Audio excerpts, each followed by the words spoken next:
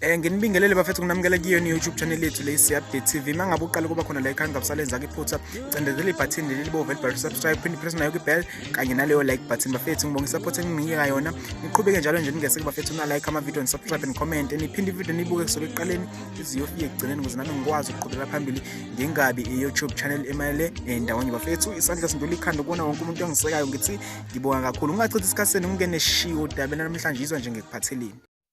Hayi kulandela uMaskandi bafethu kumnandi kakhulu kumnandi kodwa futhi izinto ezenzeka kuMaskandi zizojike zekudide kwawena ukuthi kahle kahle kwenzakalani bafethu. Sikhuluma nje lapha izinsizwe ezimbili kumfoka Mgube yena ke lapha uAle kanye nomfoka Manqele umthandeni bafethu. Kuyizinsizwa ke lezi ezingazwani isidalo seloku zaxabana kanti ngaphezulu kwaloko ke kulezi insuku zisabanga kona ukuthi igcwame lesha lithi linengane lapha kwaMgube bafethu. Kuyinto ke le ephakamise emoya yabantu abaningi ngisho wakhe ubaba uMgube imbala njengoba sokumama ngezinyawo ukubheka kahle lolu daba bafethu. Sikhuluma nje indodakazi yakhe lapha ke ubaba uMgube wayithatha wayisa komama abahlolayo beyoqinisekisa lapha uMntombi bayo bafethu ngenhlanhla nje bafike bakuthola nje ukuthi impela busapheleleke bafethu. Lokho kwakuphikisana namazi igcwame elisha ukuthi ke linengane lapha kwaMgube bafethu. Ngaphezulu kwaloko ke yena futhi ubaba uMgube ube seyithatha indodakazi yakhe ayisa kodokotela bafethu ukuze baqinisekise uMntombi bayo ukuthi busekhona yini.